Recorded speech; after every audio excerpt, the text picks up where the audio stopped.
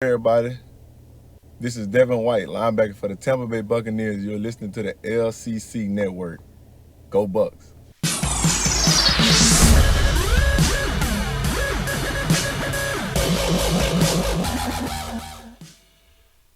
Hey everyone, welcome to the Commissioner's Clubhouse and the LCC Network for our 32nd episode of the 2020 off season. And we have got a free ball episode for you guys today. So literally anything and everything is on the table. And I've got Jameson and Cody on the show with me like always. How's it going, y'all? I'm good. I'm good, Jameson. Hey, what's up, y'all? Yeah, it's good to be back. I know we skipped last week. Things get a little bit busy. Pat was kind of under the weather as well, so sorry about that, guys. But we're really excited. We wanted to just kind of do a free ball episode this week because the next 2 weeks are going to be pretty heavily, scripted and everything with the draft content, basically. So next week having the pre-draft discussions. We're going to do a mock draft ahead of time, all of that stuff. And then the week after the draft is we're going to do all of the owner predictions that once all the rosters are set, literally right before the season starts. So this episode is pretty open, guys. So anything on your minds, anything you want to discuss, like football as it's related to COVID stuff, the incoming rookie class not being able to participate, a lot in the off season. Anything on your minds you guys want to discuss? I prefer to not discuss COVID. Okay, that's fair. Fair enough. So, so let's do this then. So in our draft, so we drafted in our other league last weekend, right? A lot of conversation about how that happened and everything.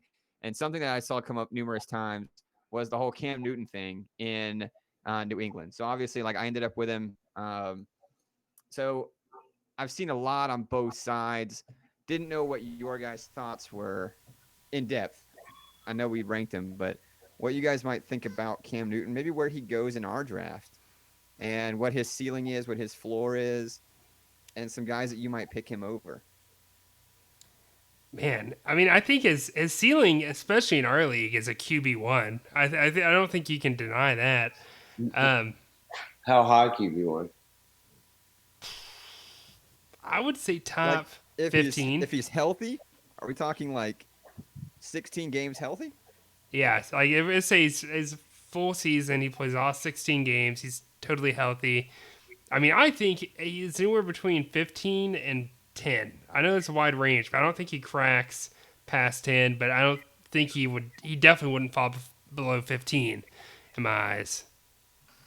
Well, well, look, something that's interesting if you look back on Cam Newton's career before the last two seasons, when he played a majority of the year, he was perennially like almost always a top 10 fantasy quarterback. In fact, quite often he was top 7 fantasy quarterback. Um, and his weapons weren't that much better than they are in New England this year on some of those seasons. I think in 15 he had like Ted Ginn um, as his number one receiver there for the longest time. Um, so I don't know. I've wavered a lot in the offseason since he signed to New England with what can happen. But if he's truly honestly 16 games healthy, I think it's difficult not to have him in the top 10, right? Is that crazy? It's not I crazy. mean the top 12 at least. I mean because of his rushing floor is so high if he's healthy. It's definitely not crazy. I mean, Cam Newton has played on worse offenses in Carolina. New England doesn't have a lot of weapons. I mean, they got Julian Edelman. That's the only receiver they got worth mentioning. They've got good running backs. I will say that, and I think Well, that's going to help Cam a little Mohamed bit. Mohamed Sanu's not a scrub or anything. He's No, he's a solid. solid I elite mean, player. like I said, it's no Nikhil worse than what Harry was Cam was thrown to. Kelvin Benjamin, Devin Funchess, Ted Ginn, dropping KB passes in was the Super hurt. Bowl. Like, yeah, KB was hurt in that 15 year. He didn't even play most of the season, exactly. if any of it. I don't think he played any of it. And they didn't have McCaffrey back then, obviously either. So I don't know. I was just thinking because I mean there were guys that were picked after him, like Matt Stafford, Baker Mayfield, some of those guys that I've seen a lot of debate on. And I just didn't know what you were thinking. I don't want to ask Cam because he'll say that Cam Newton obviously is the number one fantasy quarterback Yeah, for on the sure. season. For sure. But I thought we could bring him up because there's so many Carolina fans in this league. I'm interested to see where he goes in our draft, right? Because what's interesting is some players already have their QB, right? I think Joe Burrow got picked. Is that right? Yeah. Yeah. In the offseason? So that team has their quarterback. Like they cannot draft a quarterback. Um, I think did Big Ben get picked up in free agency? He Teddy did. Bridgewater? Now Teddy Okay. B, I'm not sure about, but Okay. I'm almost positive Big Ben did. I'm going to look right Okay. now, actually. So a couple teams will have their quarterback. They will not be drafting a quarterback, not physically able to draft a quarterback. Okay, Drew So Lock is I'm gone. Here's the quarterbacks. Drew Lock. okay. I'm scrolling. Josh. No, wait. Hang on. I was mixing up names real quick.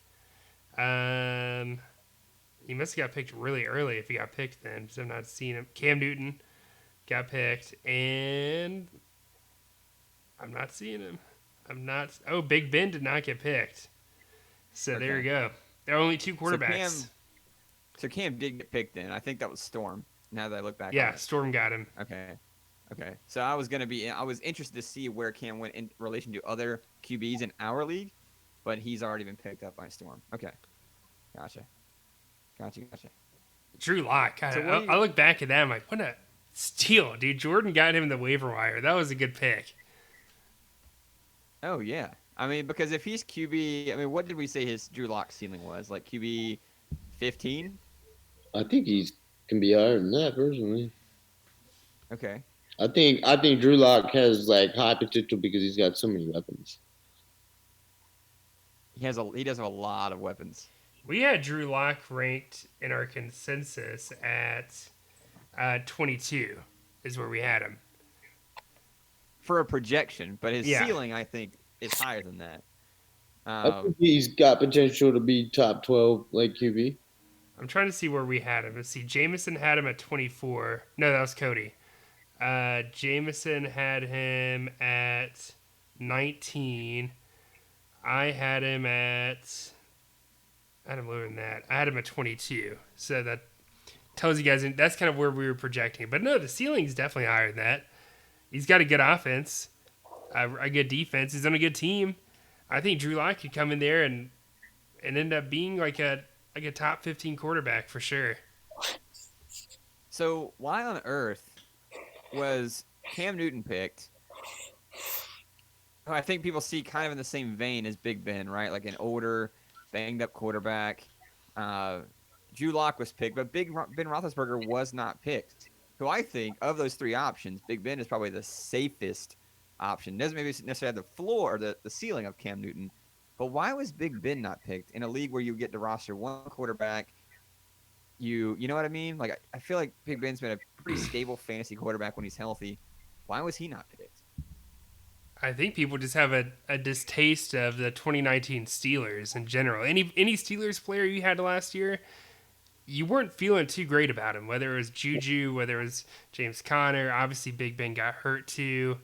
Any of the offensive guys, it wasn't great. You know, you weren't getting consistent production out of any of them. And I think that's what the issue is. People are still looking at Pittsburgh as 2019. I don't think a lot of people have high expectations for Pittsburgh in our league. And I think that hurts Big Ben's stock, which I think is great because I feel like I can draft him extremely cheap late in the draft. I would not be shocked if that dude falls into like the 7th, 8th round. I don't necessarily view it that way. I think it's more that I think Big Ben is viewed as like one of the older quarterbacks. First of all, he's coming off of a elbow surgery or shoulder surgery, one of the two. But I think he's viewed as one of the older quarterbacks that is probably into his like last 3 years or so. So like nobody wants to like everybody knows they can get Big Ben late in the draft. He's gonna be picked up. He's probably gonna be rostered at some point. You know what I'm saying? But like they can't build a future around Ben Roethlisberger at Right. quarterback. It's not like at least Cam Newton, like if Cam Newton has a good year and signs with somebody, Cam Newton has a chance to play for 6 more seasons. Like Yeah. Ben Roethlisberger doesn't. Drew Lock has that. Oh, he kind of came on near the end of last season. He's young. Like, let's see where his potential is. Let's see where he can go. Maybe he'll catch lightning in a bottle. You know what I'm saying? Yeah. Like, I think I'm just saying. I just think that those guys have potential to last longer, and he's kind of already in his twilight years. Doesn't mean he's not going to put up good numbers, but I think people want something that maybe they can hang on to. Yeah, I'm so I'm super interested to see. The whole dynamic changes this year with everyone in one player pool, quarterback. Like a much smaller roster. I'm interested to see where the quarterbacks go and how the tiers break up in what rounds. You know what I mean? It's like obviously I think Lamar Jackson goes in round one, but I was looking today at some of the scoring from last season, and I think I've still got it here. I'll just bring it up. So uh, Pat Mahomes averaged 40 points a game, and I use the average because he missed a few games. I don't want to do the total. He averaged 40 points a game. Matt Ryan averaged 37.9 points a game.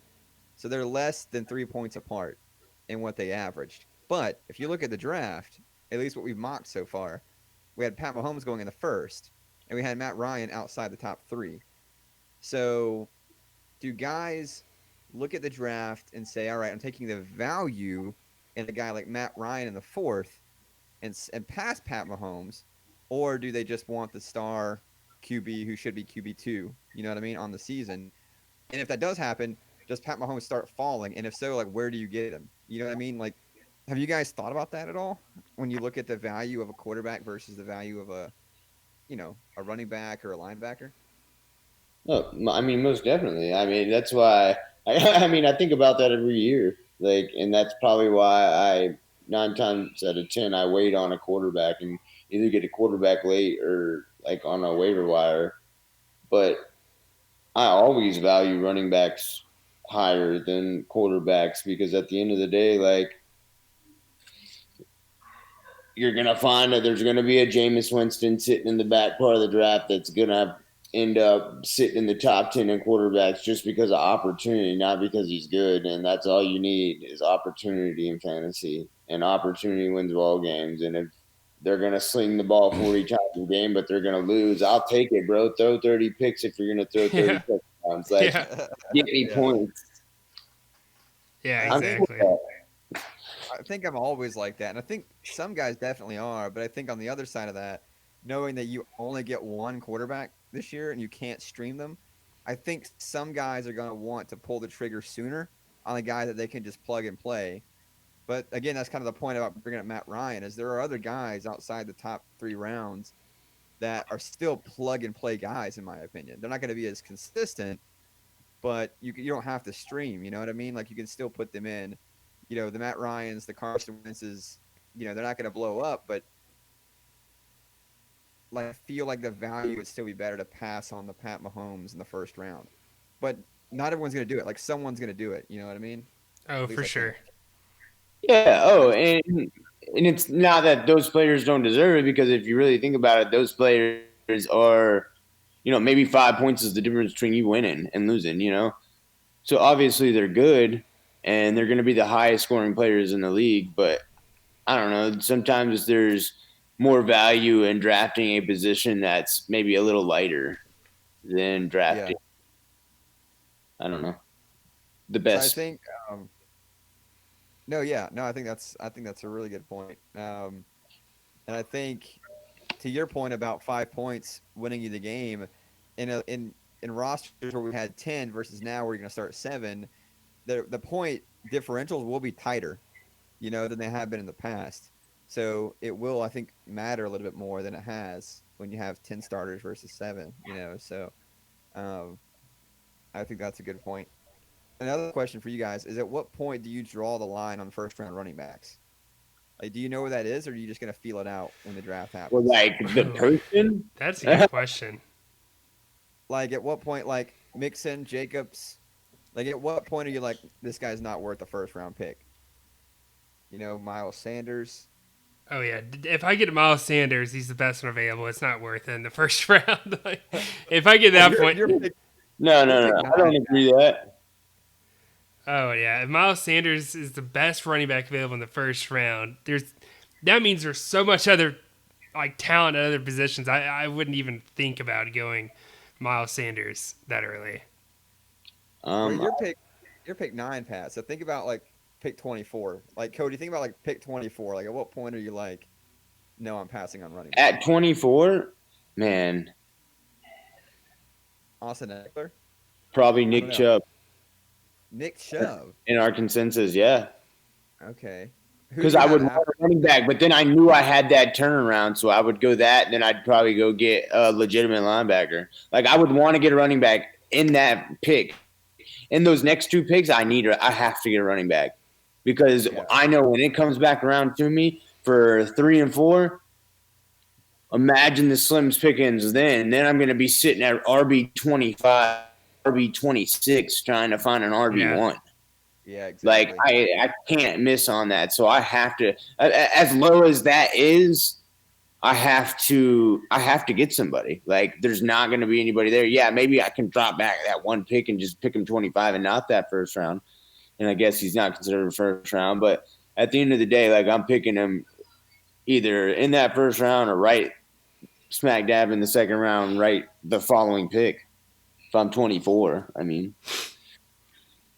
it has to get done. You have to have a running back. You do. I mean, Yeah, you do. I've seen it in other leagues where there's a team that gets a little too cute and waits a little too long for that running back, and ends up Yep. costing them. I know for me, like back in the day, our league used to be way different. Like 2013, for example, that was a year. Or back then, I would say from 2010 to 2013, my goal in life was not to go running back in the first round. And I was still successful, but the only reason I was successful is because I've had 2 stud receivers and a stud quarterback. And that's the only way I survived. Now, in an IDP league, it was more positions, wide receivers a little more condensed between receiver and tight end. I think it's a little bit harder to pull that off nowadays. I think it's a little harder to go out there and win a championship or even get to the playoffs without a legitimate RB1 in your backfield. If you go back and look, and I don't remember Cameron's team last year. I know he had Joe Mixon. I don't remember who else he had at running back. I know he had Miles Yeah, Sanders. Miles Sanders, yeah. Yeah. He had a But bunch of I late know, bloomers that came on at the end of the year really strong. yeah. But I know before that, especially what you were talking about, that like 2013 to 2016 era, like if you did not have a stud running back, you had no shot at a title. And that was pretty Yeah. much year in and year out. Look Like at I remember Jade. Matt winning the 2 with Jade like Devonta Freeman and like his highlight years. You know what I mean? Jade's No, championships were built off AP back when Adrian Peterson was like the best in the league. Matt also got some championships off of like. Julio Jones, I remember he had him. Well, yeah, but he had at running back he had Gurley one year. Yeah. Yeah. Oh, For that is true. Gurley's I forgot about that. Yeah. Like having the stud running backs was like it was so necessary, and you couldn't get them from anybody. You know, like nobody would obviously trade you their stud running back. Yeah, I Um, had Gurley and Bell for those 2 runs. Jesus. oh, I remember that one. Jesus, that Well, one was year Bell didn't play, so yeah, yeah. But that was the same year Gurley was like RB1. You know, that was Christian McCaffrey's rookie year, I think. Yeah. yeah. I remember that year. Um, but yeah, I mean, it's always been a prerequisite. I think now in the IDP league, it's a little bit easier to not have that, but you still need to have that that kind of stud on your roster. I feel, or at least a competent RB1, and Yeah. it's going to be a position people focus on in the first round. My focal positions like first round basically are I try to go RB LB. You know, I'm trying to go linebacker, I'm trying to go running back my first 2 picks. That's my like thought process. Yeah, How it drops, I don't care. Like if I have to go second round RB and then first round LB, that's fine. But yeah, like, that's generally the 2 positions I'm trying to fill fast. It's funny though that like we're building, like, and all 3 of us have been some successful in some way. Either made the playoffs or Cody's instance won championships.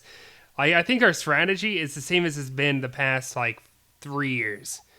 Have a strong LB core and get a good running back in whatever way possible. Whether it's through trading, whether it's through like, you know, trying to navigate the draft or waiver wire. I mean, that's been my philosophy: build a strong defense and then have an okay offense that can stream together every week. Jameson, I would say yours is pretty similar to that as well. Cody, yours has always been get the best RB in the first round, then go get yourself a linebacker in the second. You know.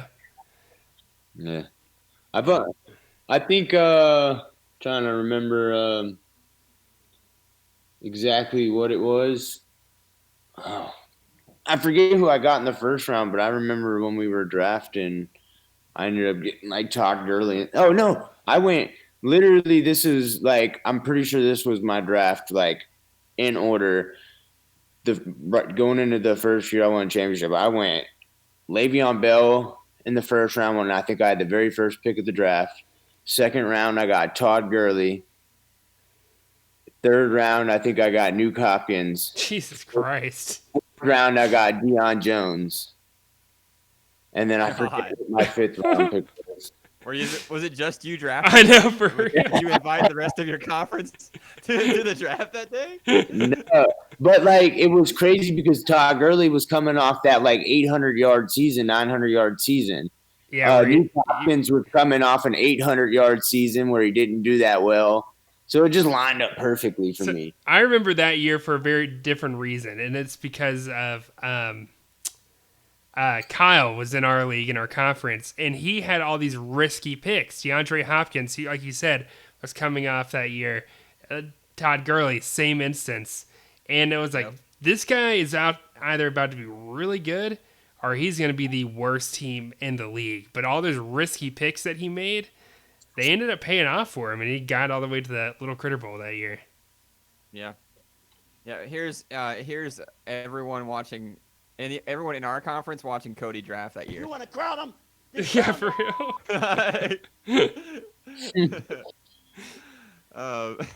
I remember looking at your draft. So we didn't watch it real time or anything like we do in our other league, but I remember looking at it like the next day, and I was blown away by all the talent that you had on your team. And I remember looking at some of the other ones where I think Greg Olson went in like the third round or something. I was just blown away. I was like, I cannot believe that happened. And then we had some of the same stuff happen in our conference too, you know, with some of the people. But I do remember that because that was the year Todd Gurley. It was right after his terrible season, and he went, I think, in the late first in our conference that year when Kyle picked him up. So, yeah, what's crazy is I liked that team, but I thought the next team was better because I basically traded Matt Stafford for Patrick Mahomes' big year. And then isn't that crazy to think about? yeah. People would like chuckle at that now. And then I traded, so Le'Veon Bell sat out, and I ended up getting Connor. So that wasn't a bad year. You know, rushing for like 1,200 yards, something like that. And I still had Gurley, who had that good season. Still had Nuke. Then I still had DeForest Buckner as my D lineman for 2 years in a row. Then my linebackers, for the second year in a row, I had Green Bay Packers. He just went to New York. Blake Martinez? I had him. Yeah, for 2 years in a row. And I had Deion Jones for the second year in a row. But then I drafted Darius Leonard, so I added Darius Leonard to those two guys. And then I forget who my safeties were. I just had patchwork safeties. Sometimes that works. Yeah, I don't think safeties are worth drafting very high. Like, you're going to find a safety that's putting up numbers at some point, or a corner. Like, I don't really pick up a lot of corners, but I'm just saying there's going to be someone out there that's putting up numbers that didn't get drafted. It happens every year. Oh yeah, absolutely. I'll tell you this now. I don't like giving my draft strategy away. I'm not going to go DB before the 5th round in our league. Absolutely not. No. So do with that information what you will, guys who are listening. But it's not worth it. They're too, like, my thought process, if I can't pinpoint if you're going to be freaking really good, then I'm not going to draft you. And I can't pinpoint any DB. I can't pinpoint. It's even hard to pinpoint some, like, D linemen, too. Like, there's probably maybe, like, 4 D linemen I would trust. Outside of that, like, at any given time, they're pumping up and down. I mean, there's probably a bunch of receivers out there you could get. Receivers can wait, and receivers isn't important in our league. So it's but then I don't know. Like I know running backs, it's the same faces every year. You know who's going to be good most of the time. So I It think does feel easier. yeah, it's easier to Going to pinpoint for sure. You can. I feel like of all the positions I evaluate, of the people I evaluate in the positions, I feel like running back is the easiest. Like you can see the talent coming so soon with running backs, like Miles Sanders, like everything. Like I feel like collectively, everyone kind of knew, like, all right, he's gonna be a stud next year. And I feel like we're like Saquon. Everyone knew when he came in, he was the 101, even as a rookie. Like I feel like this is the position that's just maybe the easiest, and maybe because it's the easiest to transition to in the NFL. Yeah, You know no, what I mean? There's not as definitely. much you have to learn. Um, it's just like a lot of raw talent and a good O line. And I mean, I don't know. I don't want to say it's easy, but I feel like it's easier than maybe a receiver or obviously a quarterback or some of the other positions. Receivers like a 2-3 year thing, you know what I'm saying? Like most of them don't find themselves till Yeah. like 2 or 3 years. So like it's hard to like pinpoint which guy's coming and which guy's going on them. You know, you have your like normally your top 10 kind of relatively stay the same. They kind of cycle a couple here in and out, but those guys will stay in the top 15 still for the most part. But in terms of trying to find that boomer, like it's hard, man. Receivers is hard to find. And let me know and let me know if this is a fair statement. Like transition to the NFL, receivers, you have to learn the whole playbook, all the different routes. You have to obviously work on your route running, your catching, your chemistry with your quarterback, like your footwork, everything. I feel like running backs, it's just a lot of like uh, it's a lot of instinct, knowing what holes to hit. You know, like you really only have to learn a few different types of things like draws, toss, just a few. You know what I mean? Like I feel like you're not doing the whole gamut that other positions are doing. So I think it's easier to just kind of step into it and be a really good player. You know what I mean? I don't know if that's a fair statement. I don't obviously don't do anything with the NFL. I mean, But it's tough for me to exactly. maybe I'm wrong. Maybe I'm just I an was about idiot to completely. But It's you know tough. what I mean? Like, It's tough to say why it is, but I definitely agree that running backs definitely seem to transition easier, and running backs like peak at an early age. You know, they're easily translated. I mean, it could be. I mean, it's probably a numerous things, but running backs always seem to be ready right out of college, especially the good yeah, ones. Like I don't know.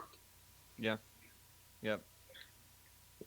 That's So fun. you mentioned very briefly, Pat, how much time are we at right now? We're at 28 minutes at this point. Okay, we'll Basically. wrap it up here in a minute. We don't want to ramble too long. You mentioned 4 linemen that you feel like are locked in. Like these are guys that you would draft earlier because you feel like they're not going to miss. What 4 linemen are those, Cody? I would probably pick Nick Bosa. I think Nick Bosa is just a bad man pajama, dude. Um, I do. I think he can be really, really good. I'm trying to think here off the top of my head. I think Garrett's going to be really good. Miles Garrett. Yeah. Um, are y'all counting Khalil Mack as a DN or a linebacker? I Okay. think you have to now. Aren't they playing in a 4-3? Yeah, he's DL. You're going to count. So definitely I count him. Especially, I like him actually better as a DN than a linebacker. A little Oh, less for sure. responsibility, can pin his ears back a little bit more. And then Aaron Donald. Like, I like Okay. Chandler Jones too, actually. So I would probably go 5. What about Joey Bosa? You don't feel like he's a locked Oh, in? God, I'm not a big fan of. I'm not as. I like Really? Nick and Joey. I like Joey. I just think Joey gets hurt a lot, and I just like. I feel like. I mean, he's consistent. Like I don't mind Joey. I think Joey's good. I definitely think he's up there in the like that. Top 6 echelon. He's probably like right there, right on the outside of the top 5. My top 5, but like. I don't know. I feel like he gets hurt a lot. Okay. So without thinking, name your most underrated defensive lineman without thinking about it. Cam Hayward. Hayward. Okay. I think that's solid. He's definitely underrated. What about you, Pat? You know what? I'm gonna have to go JPP. I just feel like a lot of guys underestimate That's a him. good pick. No, I'm just kidding. I'm just kidding. No, that's a good pick. I like JPP. No, I was joking about that. I don't. Nine The fingers issue now? is people's expectations aren't very high for him to begin with, so it's hard for me to say that he's a guy who he isn't talked about enough. I think for me, it would have to be Melvin Ingram is a guy that I feel like gets overlooked. I think he's a definite DL1, but I think he usually gets drafted more as like a borderline DL2 in a lot of leagues. Okay. For me, it's always Cam Jordan. It's always been Cam Jordan. Like he's never mentioned in that upper echelon, but he's always like so consistently. Besides 2018, so consistently good and stable. He's such a great defensive lineman, even though he plays for the Saints, and I hate him. But he's always so good. I like him there. All right, one more question before we get done, guys. Which player have you had or do you hope to have in 2020 that, like, obviously everyone's like Chris McCaffrey, but like what player have you targeted in all of your mock drafts, all of your real drafts? Like, this is a guy that you're like, man, he constantly falls to me and I love it. This is a player that like you have everywhere in 2020. Like, do you have one of those guys? Do they have to be a first round guy, or are you talking about like a later round guy? No, anywhere. I'm saying anywhere. Like, if you're like, I like this guy a lot, he keeps falling to me in the 8th round or whatever. Like, anywhere. Well, the guy who has not fallen to me, and he's probably not going to fall to me, but I pray to God he does, is Leonard Fournette. Not Leonard Fournette, Darius Leonard. Leonard Fournette will fall to me, but I'm not going to take him. No, but Darius Leonard. But you know what? I'm going to be honest with you here. It has to be kind of on the running back side of things with Jesus Christ, I'm Kenyon Drake. I almost forgot his name. That's a guy, dude. If he fell in the second round to me, I would just be happy. The rest of the draft is over, in my opinion, in a weird way. I would just be so ecstatic if we got Kenyon Drake in the second. Okay. For me, man, like a late guy, and I definitely have already done it once, but like I'm definitely gonna be like targeting like Adrian Peterson late in drafts. I just think he's gonna have an opportunity in Jacksonville. I mean, in Washington, especially after they dump guys. So I just think he's gonna be a nice little handcuff in certain times, especially like if running back's gonna be thin with 24 teams. He's gonna be nice. Okay. Oh yeah, in our league, I think he does carry value. And it's weird to say that in 2020, but AP carries value in a 24-team league for sure. Absolutely. There's going to be. So if you think about this, we kept saying one position's going to have one position, but because you can only carry one quarterback, 2 positions are going to have 3 players on your roster. That's right. I don't know why I kind of keep forgetting about that. So that means that there's going to be at least 48 running backs rostered, plus however many guys carry 3 running backs, which will probably be at least, 6 of them, 7 of them. So I would think probably 50-something running backs are rostered. So, yes, AP absolutely has value in this league this season. Where do you think your 3 players are going to be? For me, probably the ones that I value the most, running back and linebacker. Yeah. Yep. But the thing is, let's say you're in a position where really your option for your third running back versus like your third receiver / tight end, like if that running back is garbage, which is a good chance they are by the time you're picking your third running back, I don't know. To me, it almost makes sense to go receiver to get your third and just stream your receivers each week. Yeah, I would carry 3 receivers. See, I'm okay with carrying 3 because you can move them around and kind of, there's no point. I don't think there's a point. I don't think they scored high enough for me to carry. They don't hold enough value for me to carry 3 personally. Like as a player, like they don't carry enough value. I will never start 2 of them, so therefore I will never carry 3 of them. Makes sense. So if you had to pick between, I'll throw out a running back here and then a receiver. If you had to pick between Marquise Brown and Nyheim Hines as your third, like let's say you're very near your draft. Yeah, that was easy for me. That was easy. I feel like that's an unrealistic comparison. Like, okay, So I what's a would more tailor what's a my more draft. I would tailor my draft around, like, obviously I would like to assume my number 3 running back would be an Adrian Peterson. I think he might be your Okay. number 2 in a lot of cases. I really do. I feel like I would go running back. I mean, I have a tendency to maybe draft running back kind of heavy, especially right Now, at the beginning. And if some people start waiting, see, that's the problem. If people start waiting on running back, and you got people like me that will snag 3 running backs in the first 4 picks, you know what I'm saying? Like, yeah. it's just Well, So my thing AP was is, running back 29 last year, just to set the record. 29. So he will be rostered. oh, for sure, for sure. yeah. And I think he's even better this year. I don't think he has a choice. He's got to be better this year. Like Ron Rivera's gonna wear his ass out this regular season. I mean, I feel fine because personally, like, I can do, like, I got a top 3 pick. So, like, obviously, I'm probably going to go running back. I'm definitely going running back. So, like, I feel like I can get a third running back in the next 5 rounds, like 3 running backs in the next 5 rounds, or 2 more For at me, least. for me as a guy who we've only done one mock draft, and I can't wait to do it our last one. But a person who was mocked to get Michael Thomas in the first round, I would say I'm less likely to roster 3 receivers because I have Michael Thomas. And realistically, the guy that's going to be behind Michael Thomas is only going to get in my starting lineup once the rest of the season. That's in that bye week. So I would be more inclined, as a person who gets a receiver in the first round, potentially, to roster 3 running backs versus 3 receivers because I'm not going to need it. But I do think just because you go running back early doesn't necessarily mean you won't roster, like you were saying, Cody, 3 running backs because you're probably not going to use receiver in your flex, but you would definitely use a running back in your flex.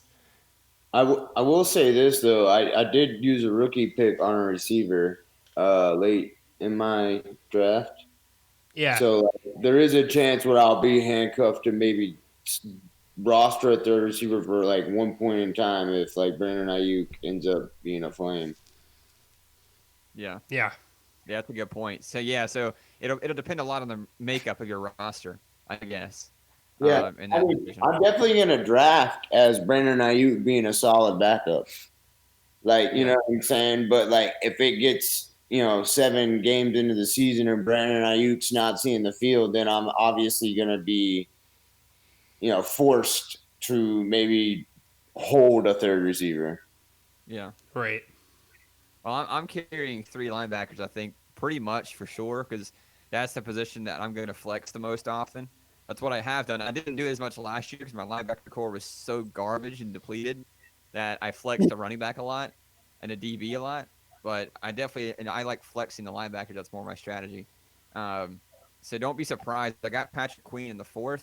Don't be surprised if you see me go linebacker in the 2nd or 3rd round, and then again in like the 6th round, pretty high up. 3 times pretty high up. So don't be shocked. But anything else from you guys before we're done? I know we just kind of enjoyed chatting there for a while.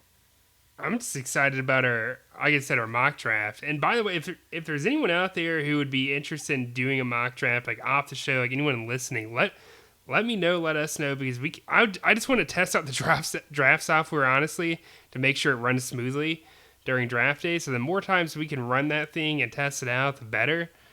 And shoot, it'd be fun just to have several people in it, and it'd be kind of interesting to see how things go to begin with. Yeah, for next week we're gonna do the mock draft before the show starts, so that way as soon as we get on the show, it's the top 3 rounds are basically done, and that way we can discuss strategies and what we expect and what we saw happen and stuff like that. So we don't have to actually take the time on the show going through every single pick that comes up. So, and then right after that will be the episode right after the draft, after our real draft, and we'll actually have all 24 rosters complete, and we can go through them and do our overall predictions for each owner before the season starts. So, and that'll be it. So, guys, two more episodes for the off season. and then that's it. Then we're in the God, regular that's season crazy. cadence after that. Isn't that crazy? That is nuts. 2 more off-season episodes. Wow. 2020. 2020. All right. All right, guys. Well, we'll see you next week for the mock drafts. Like Pat said, if you want to be a part of that this week or when we do that, let us know. We wouldn't mind having more people in there to do it. In fact, it's probably more accurate if we get more opinions on what actually happens because it's not just our ideas or our philosophies that are being applied to the draft order. So, all right, guys. So we'll see you next week.